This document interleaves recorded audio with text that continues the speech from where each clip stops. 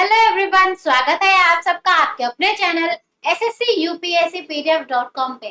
Guys, आज का हमारा कॉन्सेप्ट है प्रोग्राम्ड इंस्ट्रक्शन, जिसे आप प्रोग्राम लर्निंग के नाम से भी जान सकते हैं। हिंदी में इसे हम बोलते हैं क्रमादेशित निर्देश। इसके बारे में डिटेल में पढ़ेंगे, क्या होते हैं इसके कैरेक्टरिस्टिक्स, इसके अंदर कौन कौन से फंडामेंटल आते हैं, प्लस इसका श्रेय किसको जाता है। हर एक चीज के बारे में बिल्कुल डिटेल में चर्चा करेंगे। एंड में रखेंगे आपके लिए छोटा सा क्विज राउंड, जहां पर आप करेंगे उन क्वेश्चंस के आंसर कमेंट सेक्शन में। तो चलिए फिर स्टार्ट करते हैं पढ़ना about programmed instruction.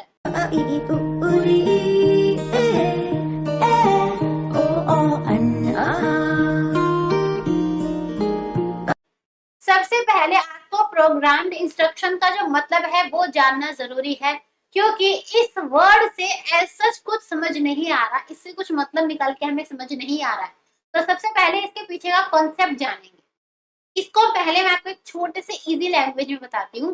Programmed instructions में क्या होता है, आपको बच्चे को किसी को कोई कॉन्सेप्ट पढ़ाना है तो आप उसे छोटे छोटे टुकड़ों में डिवाइड कर देते हैं। कॉन्सेप्ट को मतलब छोटे छोटे स्टेप्स में डिवाइड कर देते हैं।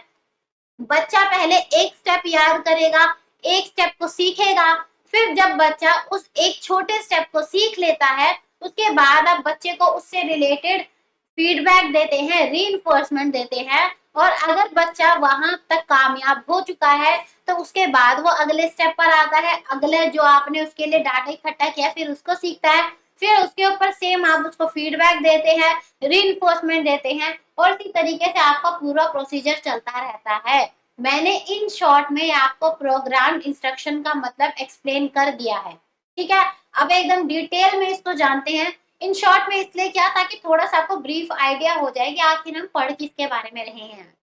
तो प्रोग्राम्ड इंस्ट्रक्शन एक ऐसा प्रोसेस है जहां पर आप जो मटेरियल यानी कि जो चीज आप पढ़ाने वाले हैं उसको छोटे छोटे स्टेप्स में बांट देते हैं।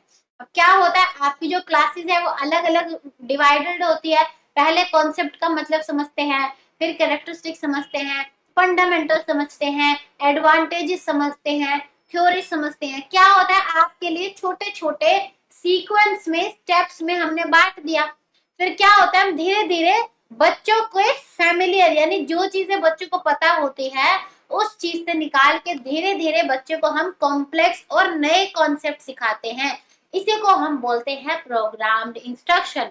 एक तरीके से आप सब बच्चे जिस तरीके से रोज पढ़ते हैं उसको भी प्रोग्राम्ड इंस्ट्रक्शन ही तो बोल सकते हैं, क्योंकि हर एक स्टेप पे मैं आपसे पूछती हूँ कि आपको समझ आया, और फिर जब आपको समझ आ जाता है या फिर आप जो भी क्वेश्चन करते हैं मैं उनका आपको फीडबैक देती हूँ। तो कहीं ना कहीं थोड़ा बहुत हम भी प्रोग्राम्ड इंस्ट्रक्शन अपने यहाँ पर इस्तेमाल करते हैं। ये चीज बोली थी बच्चों स्मिथ एंड मोरेन इन 1962 में। अब एक बार जान लेते हैं सुजैन मार्कल ने 1969 में इनके बारे में क्या बात बोली थी।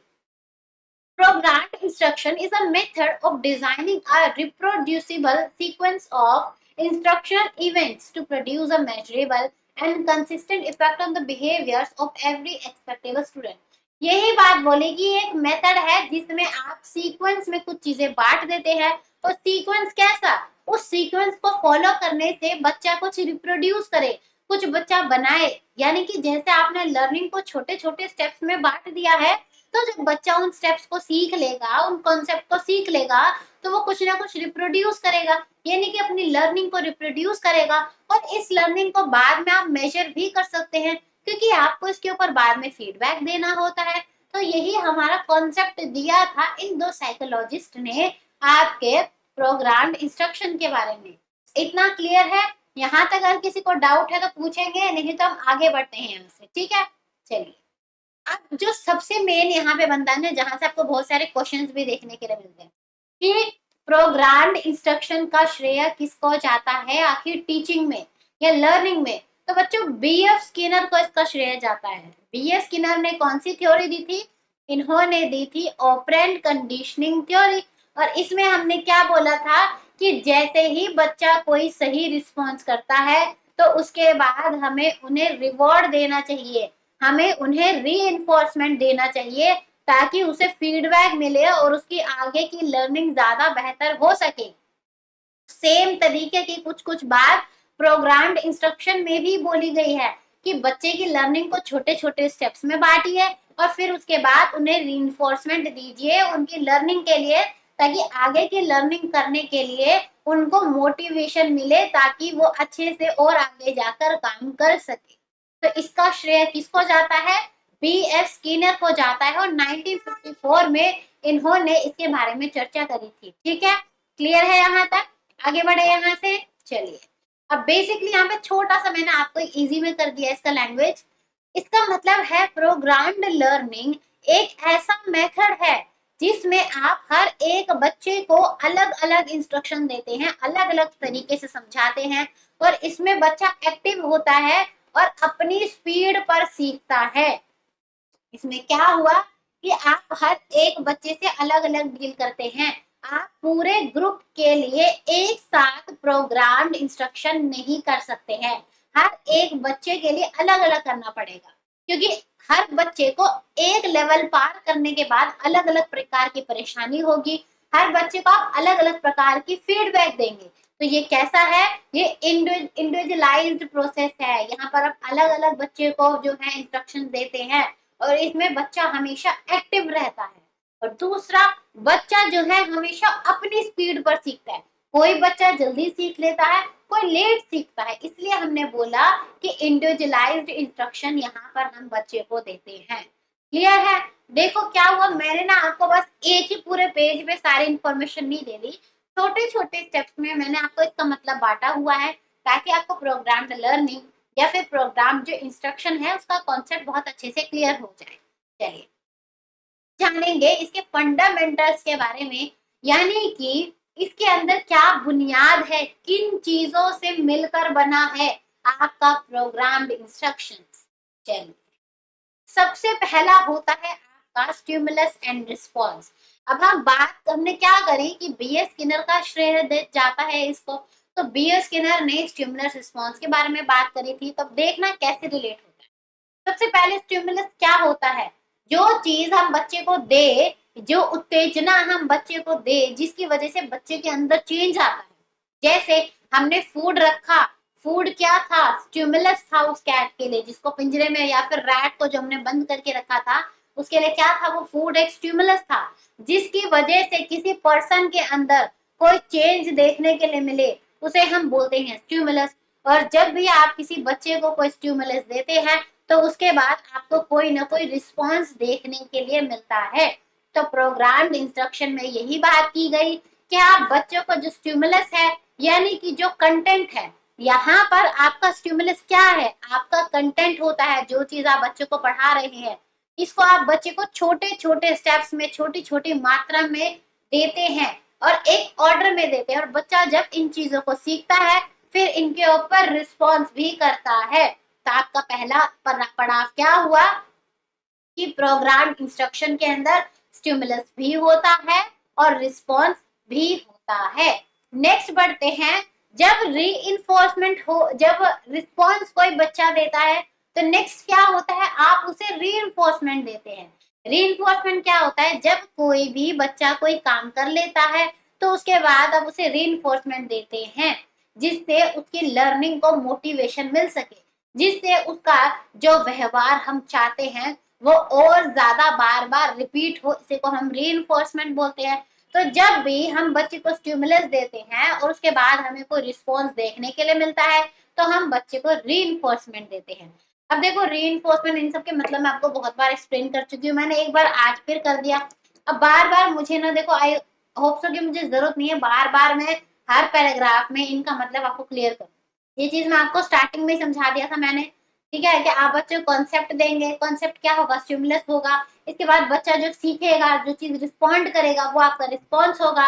और अगर बच्चे का जो रिस्पॉन्स है वो सही है, तो उसके आप ऊपर आप उन्हें जो है फीडबैक देंगे और रीइंफोर्समेंट देंगे। ठीक है, फीडबैक क्या होता है कि अगर कोई बच्चे ने जो चीज याद करी, अब उसके अंदर क्या कमी है, क्या उसकी वीकनेस है, क्या गलतियां हैं, किस तरीके से बच्चा उन गलतियों को सिखा सकता है, उसे ठीक कर सकता है, इसको हम क्या बोलते हैं? फीडबैक बोलते हैं। तो जरूरी नहीं है सिर्फ और सिर्फ कमियां जब आप बच्चों की बताए तो उसे आप फीडबैक बोलते हैं। जब आप बच्चों की स्ट्रेंथ भी बताए तो उसे भी हम फीडबैक देना ही बोलते हैं। तो इतना क्लियर है? आपके क्या क्या चीजें आएंगी इसके अंदर? आपका आएगा पहला स्टिमुलस, जहां पर आप बच्चे को कंटेंट देते हैं, ठीक है। नेक्स्ट आएगा रिस्पॉन्स। ये इसका मतलब है जहां पर बच्चे ने चीज को सीख ली और फिर वो रिस्पॉन्ड करेगा उसे कितनी चीजें आ गई हैं और कितनी नहीं आई है। फिर आप क्या करेंगे, बच्चे को फीडबैक देंगे, यानी कि बच्चों की क्या वीकनेस है, कितने कॉन्सेप्ट उनके क्लियर हो चुके हैं या फिर कितनी चीजें उनके अंदर कमियां रह गई हैं। और फिर उसके बेसिस पर आप बच्चों को री देते हैं, जिसकी वजह से जो बच्चे को मोटिवेशन मिलता है और उसकी लर्निंग और ज्यादा स्ट्रॉन्ग हो जाती है। क्लियर है? आपको पूरा एक प्रोसेस के थ्रू इसके फंडामेंटल्स बता दिए गए हैं। अब हम बढ़ते हैं यहाँ से आगे, और अगर किसी बच्चे को कोई डाउट है तो वो कमेंट सेक्शन में पूछेंगे। चलिए अब बात करेंगे इसके प्रिंसिपल के बारे में, यानी कि कौन कौन से सिद्धांत है जिसके ऊपर आपका ये प्रोग्राम्ड लर्निंग काम करता है। सबसे पहला देखो, आपको ना सेम वही सारी चीजें देखने के लिए मिलेंगी। उन्हीं को फंडामेंटल्स में लैंग्वेज चेंज करके डाल दिया, उन्हीं को इन्होंने प्रिंसिपल्स में लैंग्वेज चेंज करके डाल दिया, उन्हीं को लैंग्वेज चेंज करके कैरेक्टरिस्टिक्स में डाल देंगे। रहेगा मतलब सारा वही छोटा सा पैराग्राफ जो आपको शुरू में बताया था। छोटे छोटे स्टेप्स में बच्चों को चीजें दे दी, बच्चा जैसे जैसे सीखेगा उन्हें रीइंफोर्समेंट देंगे, उन्हें फीडबैक देंगे, कहानी खत्म। यही चीजें देखने को मिलेंगी घूम फिर के। सबसे पहला प्रिंसिपल है प्रिंसिपल ऑफ स्मॉल स्टेप। आपको क्या बताया था, छोटे छोटे आपको बच्चों को फ्रैक्शंस में कंटेंट प्रोवाइड करना है, मतलब कि एक ही बार में पूरा चैप्टर नहीं पढ़ाना, उसको छोटे छोटे हिस्सों में आप बांट देंगे। फिर इसके बाद है next step principle of active responding. इसमें बच्चा जो होता है हमेशा वो एक्टिव होता है, मतलब आपने जो भी चीजें बच्चों को सिखाई, जो पार्ट आपने बच्चे को सिखाया उसके बाद बच्चा एक्टिवली उस चीज को रिस्पॉन्ड करेगा, उसके ऊपर प्रतिक्रिया करेगा। नेक्स्ट है जब बच्चा रिस्पॉन्ड कर देगा तो उसके बेसिस पर आप बच्चे को फीडबैक देंगे एंड रीइंफोर्समेंट देंगे। सेम वही चीजें रिपीट हो रही हैं, सब बता चुकी हूँ मैं आपको। अगला है प्रिंसिपल ऑफ सेल्फ पेसिंग। ये चीज बताई थी कि हर एक बच्चा अपनी स्पीड से सीखता है, इसलिए हम बच्चे को इंडिविजुअल इंस्ट्रक्शन देते हैं। कोई बच्चा धीरे भी सीख सकता है, कोई जल्दी भी सीख सकता है, तो आपको जल्दबाजी नहीं रखनी है, बच्चे को अपना टाइम देना है कि बच्चा ढंग से सीख सके। नेक्स्ट है principle of knowledge and progress of student testing. अब क्या हुआ, अपने बच्चों को छोटे छोटे कॉन्सेप्ट में चीजें सिखाई, तो यहाँ से क्या है, बच्चे की नॉलेज धीरे धीरे प्रोग्रेस करेगी। एक बार इतना सब कुछ दे दोगे तो बच्चे के आधी दिमाग में आएगी, आधी उड़ जाएगी। धीरे धीरे दे रहे हो तो बच्चे की जो नॉलेज है वो भी धीरे धीरे ऊपर की तरफ बढ़ रही है।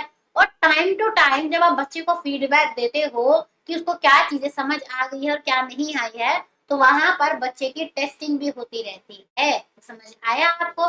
वही सारी चीजें हैं, बस लैंग्वेज चेंज करके अलग अलग कॉन्सेप्ट में उनको डाल दिया। नेक्स्ट बढ़ते हैं इसकी कैरेक्टरिस्टिक्स के बारे में, यानी कि इसकी विशेषताओं के बारे में। सबसे पहला है कि जो प्रोग्राम्ड इंस्ट्रक्शन है वो एक बार में सिर्फ एक ही पर्सन, एक ही बच्चे को दिया जाता है। सेम चीज मैं आपको बता चुकी हूँ कि हर एक बच्चे के लिए अलग अलग दिया जाता है। अगला है कि आप इसको छोटी छोटी यूनिट्स में बांटते हैं, ये भी चीज आपको बताई जा चुकी है। नेक्स्ट है कि ये जो यूनिट्स होती है ये सीक्वेंस में होती है, 1 के बाद 2 ही आएगा, 3 ही आएगा, 4 ही आएगा। ऐसा नहीं कि पार्ट में बांटना था, 1 के बाद 7 आ गया, फिर 5 आ गया, फिर 3 आ गया, 4 आ गया, नहीं, सीक्वेंस में सारी चीजें होनी चाहिए। नेक्स्ट कि हर एक जो आपका फेज होता है वो एक दूसरे से कनेक्टेड होता है, इसलिए इसने हमने बोला है कि ये सीक्वेंस में होती है। अगर चीजें सीक्वेंस में नहीं होगी तो ये लॉजिकली कनेक्टेड नहीं होगी। नेक्स्ट है कि लर्नर को हमेशा एक्टिवली रिस्पॉन्स करते रहना पड़ता है चीजों के बारे में, मतलब आपने बच्चे को कोई भी चीज पूछी है तो वो बच्चा उसमें एक्टिव रहेगा, तभी प्रोग्राम इंस्ट्रक्शन करने का फायदा है, नहीं तो नहीं होगा। नेक्स्ट है इंफॉर्मेशन बच्चे को हमेशा हमें इमीडिएटली प्रोवाइड करनी चाहिए, जैसे ताकि वो फीडबैक ले सके। चाहे बच्चे ने कोई चीज गलत करी है चाहे सही करी है, उससे मायने नहीं है। आपके हर एक बच्चे को आपको से फीडबैक देना है कि क्या उसकी स्ट्रेंथ थी एंड क्या उसकी वीकनेस थी। नेक्स्ट है कि बच्चा अपनी गति पे सीखता है, यानी कि आपको प्रिंसिपल ऑफ सेल्फ पेसिंग सिखाया गया था, कोई धीरे सीखता है, कोई जल्दी सीखता है। नेक्स्ट है कि जो प्रोग्राम मटेरियल है ये फुली वेरीफाइड होते हैं, लायबल होते हैं। इसका मतलब आप इनके ऊपर पूरी तरीके से भरोसा कर सकते हैं, इसमें कुछ भी झूठ नहीं है, कुछ भी इसमें गलतियां खामियां नहीं होती। इसके मेन 3 एलिमेंट क्या होते हैं? पहला स्टिमुलस, अगला रिस्पॉन्स एंड अगला रीइंफोर्समेंट। फीडबैक भी होता है, लेकिन अगर आपको सबसे मेन 3 की बात करी जाए तो आपका आंसर होगा रीइंफोर्समेंट और होगा स्टिमुलस एंड होगा रिस्पॉन्स। ठीक है, क्लियर है यहाँ तक आपको? यहाँ तक कोई परेशानी है किसी को? देखिए कितना छोटा सा कॉन्सेप्ट था, कितना बढ़िया सा कॉन्सेप्ट था। इजिली हमने पूरा प्रोग्राम्ड लर्निंग समझ लिया है। इससे बाहर प्रोग्राम्ड लर्निंग से आपके लिए कुछ भी डाटा नहीं बनता, इससे बाहर क्वेश्चन नहीं बनेगा आपके लिए। चलिए तो स्टार्ट करते हैं अपना छोटा सा क्वेश्चन आंसर राउंड, जहां मैं आपसे पूछूंगी कुछ क्वेश्चंस और आप सब करेंगे उनका कमेंट सेक्शन में जवाब। चलिए सबसे पहले फॉर्मेट याद है, question number option then detail, question number 2 option then detail. तो फर्स्ट क्वेश्चन है which of the following is a characteristics of program instruction. निम्नलिखित में से कौन सा क्रमदेशित निर्देश की विशेषता है? ऑप्शन ए रीइंफोर्समेंट यानी कि सद्दीकरण, ऑप्शन बी एक्टिविटी गतिविधि, ऑप्शन सी रिस्पॉन्स प्रतिक्रिया and option D all of the above. सिर्फ और सिर्फ रीडिंग करी जाएगी क्वेश्चन की, क्योंकि अगर मैंने पूरा क्वेश्चन आपको समझा दिया तो आपकी नॉलेज चेक करना तो रहा ही नहीं इसमें। Question number 2. Programmed instruction is based on the work of Skinner, Pavlov, Bandura या फिर Brunner. Question number 3. आपको प्रोग्राम्ड इंस्ट्रक्शन के कोई भी 4 कैरेक्टरिस्टिक्स बताने हैं और वीडियो को दोबारा से रिप्ले नहीं करना, बैक में जाके नहीं देखना। एट अ टाइम आपको जितने भी याद है, जरूरी अगर आपको 2 याद है 2 कर दो, 3 याद है 3 कर दो, आपको 4 याद है 4 कर दो, 5 याद है 5 कर दो। एट अ टाइम आपको जितने कैरेक्टरिस्टिक्स याद है आप उतनी कैरेक्टरिस्टिक्स कमेंट सेक्शन में मेंशन करेंगे। ठीक है, चलिए अब आपको पता है आप सब करेंगे कमेंट सेक्शन में आंसर, और ये चीज भी आप अच्छे से जानते हैं कि आपको एसएससी यूपीएससी पीडीएफ की तरफ से आपके हर एक कमेंट का जवाब जरूर मिलता है। चलिए फिर आज का हमारा सेशन यहीं तक था। आई होप सो कि आपको प्रोग्राम्ड लर्निंग का कॉन्सेप्ट बहुत अच्छे से क्लियर हो गया होगा। तो अगर आपको पसंद आया हो तो वीडियो को लाइक जरूर करें, कमेंट करके जरूर बताएं कि आपको क्या अच्छा लगा। अगर आपके नोन में कोई है जो किसी एग्जाम की तैयारी कर रहा है तो हमारे चैनल को जरूर शेयर करें, और अगर आप पहली बार हमारे चैनल पे आए हैं तो कृपया कर हमारे चैनल को जरूर सब्सक्राइब करें, ताकि आपको यहाँ से रेगुलर अपडेट्स मिलती रहे हमारी क्लासेस के बारे में। चलिए मिलते हैं अब अगली क्लास में, तब तक के लिए thank you and good bye.